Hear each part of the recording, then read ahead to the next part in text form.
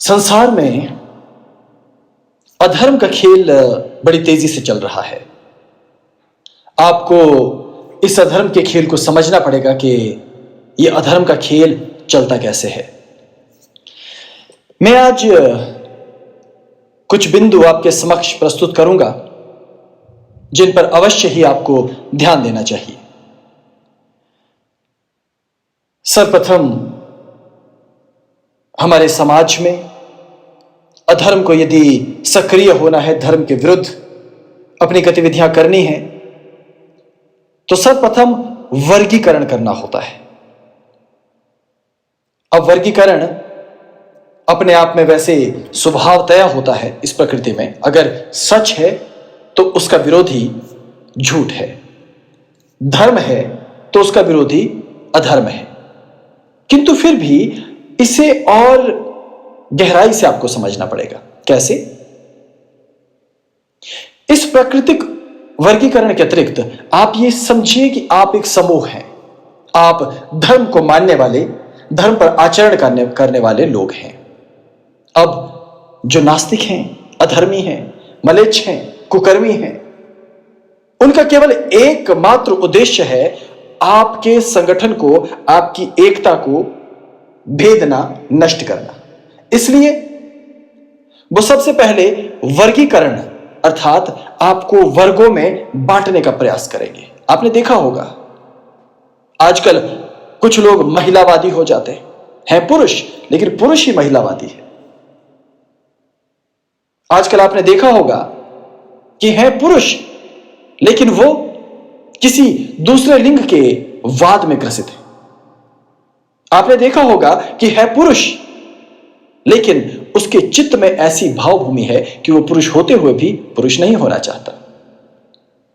मैं यहां ये नहीं कह रहा कि पुरुष होकर महिलावादी होना गलत है। मैं ये भी नहीं कह रहा कि पुरुष होकर कुछ और होना गलत है। मैं केवल ये बता रहा हूं कि इस सभ्यता में इस तरह की ये जो बात आती है, ये कहां से आती है? इसे कहा जाता है वर्गीकरण करना। यदि किसी नारी के विरुद्ध इस समाज में कुछ होता है तो पीड़ा मुझे भी होती है, तो स्वभावतः मैं भी नारीवादी हुआ, लेकिन अति नारीवादी नहीं। लेकिन मुझे भिन्न दिखाने के लिए वर्गीकरण किया जाएगा। तो अपने आसपास के संसार को अगर आप सूक्ष्म दृष्टि से देखेंगे, बुद्धिमत्ता पूर्वक देखेंगे, तो हर एक कार्य के लिए यहां एक वर्गीकृत नाम है, एक परंपरा है, एक शैली बनाई गई है। याद रखना, अधर्म इन वर्गीकरणों में बड़े विस्तार से बटा हुआ है और वो इसी वर्गीकरण का लाभ उठाता है। और ये वर्गीकरण करता क्या है? ये भेद उत्पन्न करता है कि मैं स्त्री हूं, तुम पुरुष हो, ये भेद। और धर्म ये कहता है तुम दोनों एक हो, एक बराबर हो। लेकिन धर्म के इस तत्व को आगे आने ही नहीं दिया जाएगा। कहा जाएगा नहीं, धर्म तो ऐसा कहता ही नहीं। और हमारी बातों में भी भेद ढूंढा जाएगा, आपकी बातों में भी भेद निकाला जाएगा। क्यों? यह अधर्म का एक कार्य है और भेद के बाद विभाग बना दिए जाते हैं कि ये मेरा कार्य है, ये तुम्हारा कार्य है, ये तुम्हारा कार्य है, ये तुम्हारा कार्य है। मान लीजिए आज आप किसी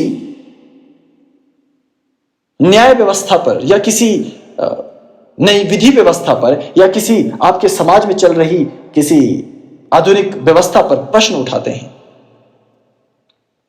तो सबसे पहले आपसे ही पूछा जाएगा कि आप ये प्रश्न किस अधिकार से पूछ रहे हैं। इसे कहा जाता है विभाग सुनिश्चित कर देना कि ये तुम्हारा काम है, तुम केवल इतना ही करोगे। धार्मिक व्यक्ति यदि राजनीति करता है तो पूछा जाता है तुम राजनीति क्यों कर रहे हो? क्यों? बिना राजनीति के क्या ये राष्ट्र चलता है? और जब ये राष्ट्र ही बिना राजनीति के नहीं चलता तो वो राजनीति क्यों ना करे? लेकिन इस तरह के प्रश्न पूछने के पीछे नास्तिकों का, अधर्मियों का केवल एक उद्देश्य है कि वो वर्गीकरण, भेद और विभाग कर सके। और देखिए, धर्म और अधर्म के मध्य एक द्वंद्व है, वो सदा है और सदा ही रहेगा। कारण यह है कि धर्म एक उत्तम सत्ता है। आप ये मुझसे पूछ सकते हैं कि उत्तम सत्ता किस प्रकार है। ये कभी दूसरा विषय रहेगा, मैं आपको किसी और दिन ये बताऊंगा कि उत्तम सत्ता वो किस प्रकार से है। तो उस उत्तम सत्ता को नष्ट करने के लिए उस उत्तम सत्ता को गिराना होगा, और उसे गिराने के लिए जिससे वो निर्मित हुई है, मान लीजिए धर्म एक मकान है। अब उस पूरे भवन को, धर्म एक भवन है, उस भवन को यदि नष्ट करना हो तो उसका एक एक भाग, हिस्सा तोड़ना होगा, उससे अलग करना होगा। जब सारी चीजें बिखर कर अलग हो जाएगी तो भवन ढह जाएगा। तो इसीलिए नास्तिक सदा ये प्रयास करते हैं कि धर्म को किसी तरह वर्गीकृत करो, उसमें भेद उत्पन्न करो, उसके विभाग बना दो और नष्ट कर दो, और यही आपके समाज में चल रहा है। और एक बड़ा जो द्वंद्व आप प्रतिदिन देखते हैं वो ये है कि नास्तिक सदा आपके कान के पीछे चिल्लाते रहेंगे कि ये देखिए ये धर्मगुरु पाखंडी, ये देखिए ये महात्मा लोगों का पाखंड चल रहा है, ये इनका ढोंग देखिए, ये शोषण करते हैं, ये दबाते हैं, भले ही उनके पास प्रमाण ना हो इस बात का। वो इस प्रयास में युगों से लगे हुए हैं। लेकिन क्यों? ये प्रतिस्पर्धा है, धर्म के प्रति अधर्म की प्रतिस्पर्धा। और इस प्रतिस्पर्धा में जब तर्क की बात आती है, जब बुद्धि विवेक की बात आती है, तो एक बड़ी विचित्र सी स्थिति उत्पन्न हो जाती है। देखिए, मानव मस्तिष्क कुछ भी नहीं वाली स्थिति को समझ नहीं सकता। अगर मैं कहूं कि इस ब्रह्मांड में कुछ भी नहीं है, तो आज जब मैं ये कहता हूं इस ब्रह्मांड में, तो आप पहले ब्रह्मांड सोचते हैं, और कुछ भी नहीं कहने पर आप कुछ भी नहीं सोचने का प्रयास करते हैं, लेकिन फिर भी कुछ सोचते हैं, क्योंकि हमारा मस्तिष्क चाह कर भी ऐसे स्वभाव से बंधा हुआ है कि वो कुछ भी नहीं वाली स्थिति को जान ही नहीं पाता। अब यही अंतर अध्यात्म में और स्थूल तत्वों में है। स्थूल तत्व अर्थात ये संसार दृश्यमान प्रपंच माया से बना हुआ है। क्योंकि वो दृश्यमान है, उसकी सत्ता दिखती है, उपस्थित, या आप कहें कि प्रमाण के तौर पर आपके सम्मुख है, तो आप उसका आंकलन कर सकते हैं। किंतु जो सूक्ष्म है, जो है ही नहीं, जो है ही नहीं सत्ता, क्या वो भी हो सकती है? यदि आप इस तरह की धारणा और अवधारणा पर तर्क करने लग जाएं, तो बातें बड़ी लंबी हो जाएंगी, बहुत दूर तक जाएंगी बातें। लेकिन क्या कोई ऐसी स्थिति हो सकती है जहां कुछ नहीं होते हुए भी वो कुछ हो?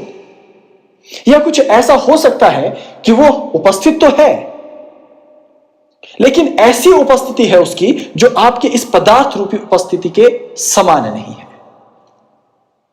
और यदि ऐसी कोई परिस्थिति है तो आप उसे धर्म कहकर संबोधित कीजिए। वो है, लेकिन उसकी उपस्थिति ऐसी है जो आपकी पदार्थ रूपी उपस्थिति जैसी नहीं है। इसलिए यदि आप तर्क वितर्क करेंगे आप धर्म को लेकर, तो आप किसी स्थिति विशेष तक नहीं पहुंचते, लेकिन पहुंचा जा सकता है। यदि आप उस स्थिति पर तर्क करना चाहते हैं तो दोनों ही तर्क करने वालों का उस स्थिति के साथ जुड़ा हुआ होना, उस स्थिति के साथ बंधा हुआ होना बड़ा अनिवार्य है। लेकिन ऐसा होता नहीं। एक व्यक्ति स्थूल पदार्थ को देख करके उसके आधार पर तर्क करेगा, और दूसरा किसी दूसरे धरातल पर। तो जब आपके पास दो विविध आयाम है, आप उन दोनों आयामों को टकराने पे बल देते हो और उससे कोई हल निकालने का प्रयास करते हो, तो यह विधा नहीं है। इसलिए इन विधाओं को अलग अलग रखा गया कि सूक्ष्म का एक अलग ही संसार और जगत है, और स्थूल का अपना एक अलग ही संसार और जगत है। लेकिन मेरी यह बात आपको समझ नहीं आने वाली, मैं जानता हूं, क्योंकि इसके लिए जो चित्त भूमि चाहिए वो आपके मस्तिष्क में, आपके भीतर है नहीं। उसी के लिए साधना करनी पड़ती है, तपोबल अर्जित करना पड़ता है, और अपने आप को उस साधना, उस परंपरा की आंच में तपाना पड़ता है। वो अपने आप में एक विधि है, एक विधान है। जब आप उस स्तर पर अपने आप को उन्नत करते हो, तभी केवल आप इस तथ्य को जान सकते हो। जैसे यदि आपके पास शिक्षा है, गणित की शिक्षा है, तब आप किसी गणितज्ञ से या गणिताचार्य से तर्क कर सकते हो। आपको गणित का ज्ञान ही नहीं है और आप किसी गणितज्ञ से परिचर्चा करना चाहते हो, तो सबसे पहले आपको गणित सीखना होगा। यह साधारण है, बहुत साधारण। तो अध्यात्म में धर्म पर यदि आपको चर्चा करनी होगी तो एक धर्म का ग्रंथ उठाकर, पुस्तक उठाकर, एक संत का वाक्य उठाकर आप चर्चा नहीं कर सकते। आपको स्वयं उस गंभीर स्तर पर आना होगा।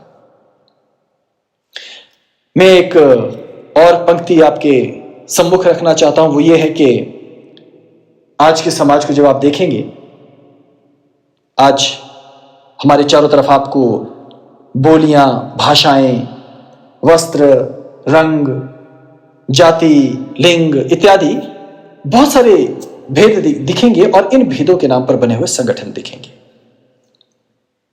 और उन संगठनों के भीतर अलग अलग विचारधारा, अलग अलग वर्गीकरण इसलिए भर दिया गया है ताकि आप एकजुट ना हो सकें। सोचिए कि सारे धार्मिक लोग यदि एक हो जाएं भारत जैसे राष्ट्र में, केवल भारत जैसे राष्ट्र में, पूरी दुनिया की तो मैं बात ही नहीं कर रहा, सारे सनातन को जानने वाले एक हो जाएं तो इस समय जितनी आताताई नास्तिक धर्म विरोधी सत्ताएं हैं वो कांपने लग जाएंगी। इसीलिए वो हमें निशाना बनाते हैं, हमें कहते हैं कि देखिए ये पाखंडी है, ये राजनीति कर रहा है, ये धर्म के नाम पर रोटियां सेक रहा है, ये धर्म के नाम पर धंधा करता है, ये धर्म के नाम पर पाखंड करता है। कहेंगे ही क्यों? क्योंकि उनका अस्तित्व भयाक्रांत हो जाता है। और मैं कहता हूं भयाक्रांत होना चाहिए। वो इस वजह से होना चाहिए क्योंकि धर्म ने तो आपको बड़ा अच्छा स्थान दिया था पनपने के लिए। आप उसमें पनपे, और जब आप पनपे तो आपने उसी धर्म रूपी सत्ता के मध्य रहकर उसे किसी परभक्षी के समान खाना शुरू कर दिया। और आज हमारी स्थिति यह है कि धर्मावलंबी, धर्म को मानने वाले, धर्म को जानने वालों पर चौतरफा हमला है। और ना तो कोई कानून, ना तो कोई विधि व्यवस्था, ना ही कोई परंपरा आपकी रक्षा करती है। और सनातन का तो ये हाल है, ये स्थिति है हमारी कि ना तो राज्य सत्ताएं, ना न्याय व्यवस्थाएं हमारे साथ हैं, अपितु आप मनोरंजन जगत से लेकर प्रत्येक विधा को देख लीजिए, वो बस केवल हमसे प्रश्न करने के लिए, हम पर उंगली उठाने के लिए बनी है। और हम पर प्रतिदिन, हर क्षण, हर पल केवल आघात होते हैं। हम सहते रहें, ऐसा प्रतीत होता है मानो ये राष्ट्र हमारा नहीं है। ऐसा प्रतीत होता है मानो हमें किसी कोने में धकेल दिया जाना चाहिए। ऐसा प्रतीत होता है मानो कि इस राष्ट्र में हमें ऐसे, मैं ये वाक्य कहना नहीं चाहूंगा, मैं इसे अपने भीतर ही कहीं छुपा देता हूं क्योंकि बाहर निकला तो बड़ा बड़ा शोक होगा।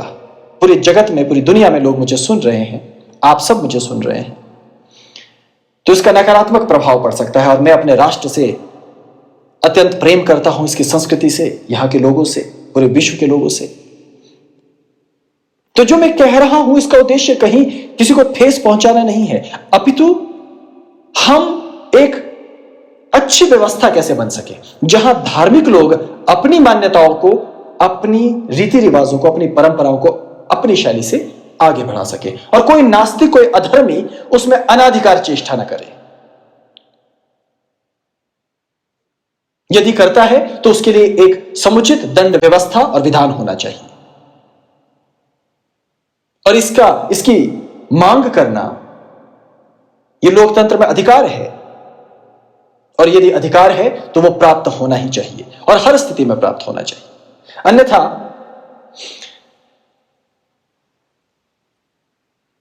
हिंदुओं पर अनेक लांछन लगा लेंगे कि ये देखिए ये ऐसा करते हैं, वैसा करते हैं। तो ठीक है, आपको यदि नहीं मानना है तो आप अपने तक सीमित रहिए ना। आप हमारे विषय पर बोलने का दुस्साहस क्यों करते हो? रंगे सियार बनकर, आवरण ओढ़कर ये ढोंग और ढकोंसला क्यों करते हो? क्योंकि इसके पीछे आपकी क्षुद्र मानसिकताएं हैं और हमें ऐसी क्षुद्र मानसिकताओं वालों से सावधान रहना होगा। आप फिर मुझको कहेंगे कि आप एक योगी होकर इस तरह के शब्दों में आखिर ये सब कह क्यों रहे हैं? इसका कारण है हमारी वर्तमान व्यवस्थाएं। कब तक आंखें मूंद कर रहा जा सकेगा? कब तक षड्यंत्रों को सहा जा सकेगा? इसलिए हमें समुचित उत्तर देने का प्रयास करना होगा, प्रयत्न करना होगा कि हमारी आवाज हमारी ध्वनि वो सुनी जाए और उसका प्रभाव हो। आने वाला समय हमारे लिए, हमारी परंपराओं के लिए कष्टप्रद ना हो। जितना अपमानित और कलंकित हम इस समय हैं या अनुभव करते हैं, क्या कोई और करता है? और मैं तो हिंदू धर्म में भी जिस परंपरा से आता हूं, वो तो एकदम अलग परंपरा है। वहां ना तो हमारी परंपरा में ना तो जातिवाद है, न स्त्रीवाद है, न कोई अन्य तरह का भेद है। मेरे स्वयं के गुरु किस जाति से संबंध रखते हैं आप सब जानते हैं।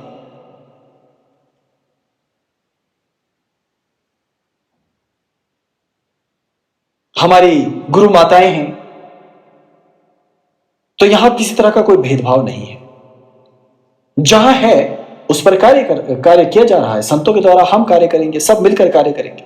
वो हमारी अपनी व्यवस्थाएं हैं, हम उसके विरुद्ध स्वयं अपनी आवाज उठाने के लिए तत्पर हैं। लेकिन जो नास्तिक अधर्मी है उसे इससे कोई मतलब नहीं, वो तो कुछ न कुछ षड्यंत्र करेगा। और दूसरी सबसे बड़ी बात यह है कि जो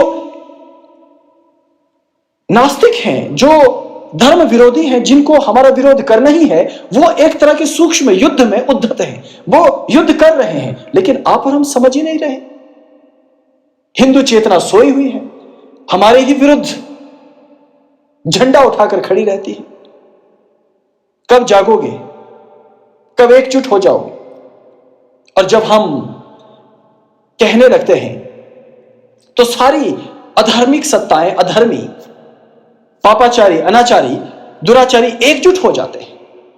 उनका पूरा का पूरा अपना एक पारिस्थितिक तंत्र है, वो हमारे विरुद्ध अघोषित युद्ध की घोषणा कर देते हैं।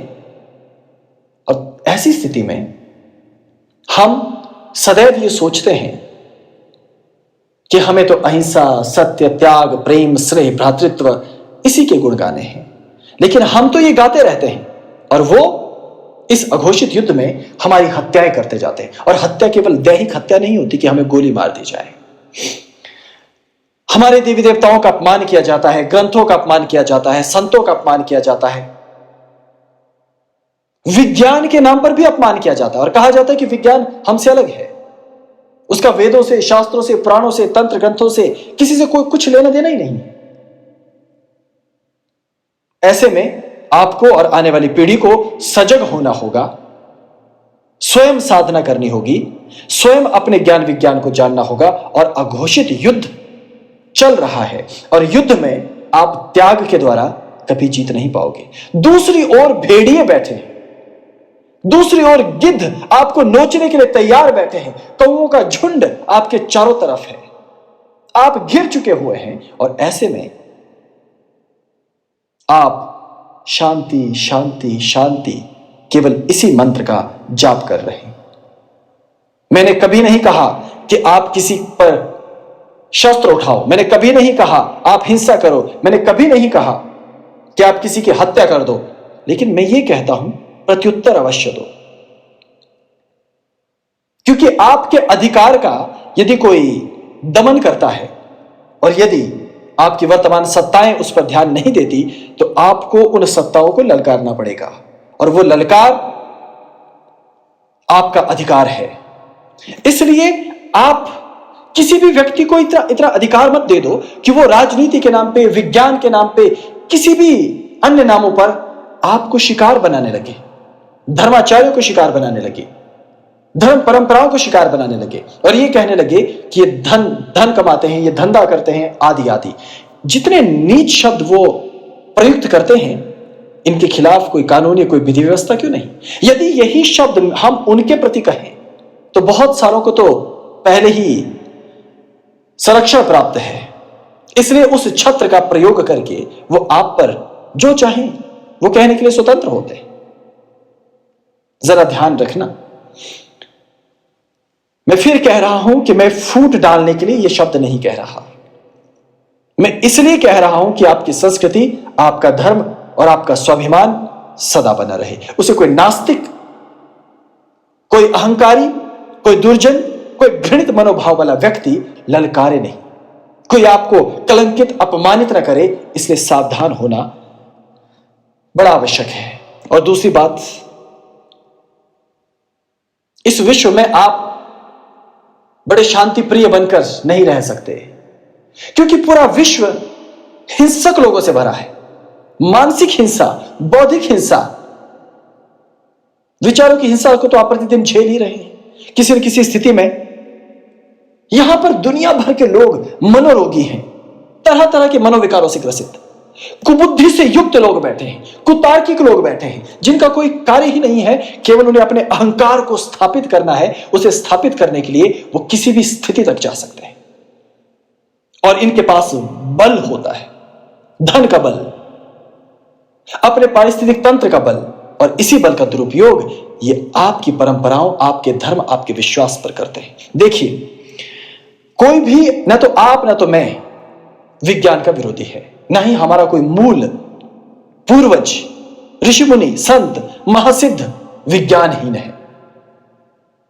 और दूसरी बड़ी बात मैं आपको बता दूं कि जिस परंपरा से मैं हूं, आप में से अधिकांश ये जानते हैं कि हमारी परंपरा में आस्तिक सिद्ध और नास्तिक सिद्ध होते हैं। और महासिद्धों के बारे में बताने की मुझे आवश्यकता नहीं है कि वो हर एक जाति, हर एक वर्ण, हर एक व्यवस्था से आए हैं। वहां पर किसी एक जाति का हिमालय के महासिद्धों में वर्चस्व कभी रहा ही नहीं, और भविष्य में भी रहने वाला नहीं। इसलिए मेरे सम्मुख तो कभी जातिवाद, स्त्रीवाद, पुरुषवाद इत्यादि लेकर आना मत। योग मत हो, तंत्र मत हो, ज्योतिष, रसायन इत्यादि कोई भी आप ज्ञान की परंपरा ले लीजिए, वो सब मिलजुल कर धर्म का ही एक प्रारूप था। उसमें से अलग अलग चीजें निकाल ली गई और कहा, जैसे एक उदाहरण मैं आपको देता हूं। एक नारियल है, उसमें छिद्र कर दिया गया और उसके अंदर से सारे पदार्थों को निकालकर बाहर रख दिया गया और कहा, देखिए कि ये तो केवल एक खाली खोल भर है, रस तो हमारे पास है, और नारियल का अंदर का कच्चा नारियल भी हमारे पास है, तुम्हारे पास तो कुछ है ही नहीं। ऐसा ही धर्म के साथ किया गया भारत में, सनातन के साथ। उसमें जितनी भी अच्छी चीजें थी वो निकाल ली गई, कुछ कला के नाम पे, कुछ नृत्य के नाम पे, कुछ संगीत के नाम पे, कुछ विज्ञान के नाम पे, कुछ सौंदर्य के नाम पे, और भी न जाने वास्तु, भवन निर्माण, कौशल, शैली, राजधर्म इत्यादि, न जाने नीति शास्त्र इत्यादि, शिक्षा इत्यादि, कितने सिद्धांतों के नाम पर उनको निकाल दिया गया और सबको अलग अलग बनाकर उसका एक प्रारूप बना दिया गया। और आज कहते हैं कि ये सब तो धर्म का, सनातन का हिस्सा ही नहीं। मैं ये नहीं कह रहा कि जिस परंपरा में मैं हूं वो संपूर्ण सनातन परंपरा है, मैं उसकी केवल एक शाखा भर हूं, लेकिन वो शाखा अपने आप में बड़ी अद्भुत है, वृक्ष की शोभा बढ़ाती है। तो इस राष्ट्र में ऐसी अनेकों शाखाएं होंगी, कोई ईश्वर को मानता होगा, कोई नहीं मानता होगा। हिमालय के सिद्धों की परंपरा में आस्तिक मत भी है, नास्तिक मत भी है, लेकिन जब मैं नास्तिकवाद को बुरा कहता हूं तो मैं केवल आधुनिक नास्तिकवाद को बुरा कहता हूं। अगर आप हमारी परंपराओं में देखेंगे तो हम दोनों ही चित्रों को अपने कक्ष में स्थान देते हैं, एक तरफ आस्तिक महासिद्ध और दूसरी तरफ नास्तिक महासिद्ध। इसके लिए आपको हमारी परंपराओं को जानना पड़ेगा गहनता से। ऐसी स्थिति में ये अधार्मिक सत्ताएं ये अपना साम्राज्य चाहती हैं। इसी साम्राज्य को कलयुग का साम्राज्य कहा जाता है। जब आप किसी राज्य सत्ता या किसी सत्ता या किसी लोकतंत्र, आप इसे कोई भी नाम दे सकते हैं, कुल मिलाकर ये सर्वोच्च सत्ता है, शासन की सत्ता। यदि आप किसी भी शासन सत्ता को इसलिए स्थापित करना चाहते हैं कि वो उत्तम और सर्वांगीण होगी और उसके अंदर एक विशिष्ट तत्व होगा जिसे धर्म कहा जाता है, तो उसे सत्युग का शासन माना जाता है। और जब उसमें समस्त तमस, बुराइयां, अहंकार इत्यादि विकार कूट कूट कर भरे हुए हों, अन्याय शीर्ष पर हो, तो वो कलयुग की सत्ता है। मैं केवल आपको साधारण शब्दों में बताने का प्रयास कर रहा हूं, मैं आपको कोई पूर्ण सूत्र नहीं दे रहा कि आप मेरे इन शब्दों को संपूर्ण सूत्र मान लें। उसके लिए कभी फिर मैं आपके सम्मुख उपस्थित होकर यह व्याख्या दूंगा। किंतु अधर्म धर्म का अपयश फैलाना चाहता है, उसे बदनाम करना चाहता है, उसका अपयश फैलाना चाहता है। कारण ईर्ष्या, द्वेष, संगठन, एकजुटता, समरसता। सभी धार्मिक जन एक ईश्वर को मानते हैं, बहुत सारे ईश्वरों को मानते हैं, एक ग्रंथ को मानते हैं, बहुत सारे ग्रंथों को मानते हैं, लेकिन वो एक सुव्यवस्था में रहते हैं। और नास्तिक इस सुव्यवस्था में रह नहीं सकता, अनाचारी, अत्याचारी इसमें रह नहीं सकता। इसलिए वो इसका विरोध करता है और आपका भविष्य में भी विरोध करता रहेगा। इसलिए आपको एक ऐसे राष्ट्र की, एक ऐसी सभ्यता की, एक ऐसी कानून व्यवस्था की आवश्यकता है जो आपको उत्तम शैली से विकसित होने का अवसर प्रदान करे। और सौभाग्य से भारत एक ऐसा राष्ट्र है जो आपको यह सब प्रदान करता है। किंतु इसमें निरंतर बुराइयां आती रहती हैं।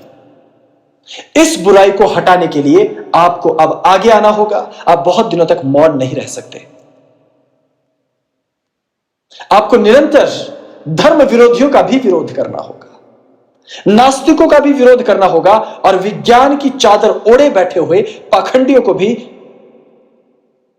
उनका वास्तविक चरित्र और चेहरा दिखाना होगा। तभी आप आने वाली पीढ़ी को एक सुंदर और अच्छा राष्ट्र और अच्छी व्यवस्था दे पाएंगे। मैं यह कहना चाहता हूं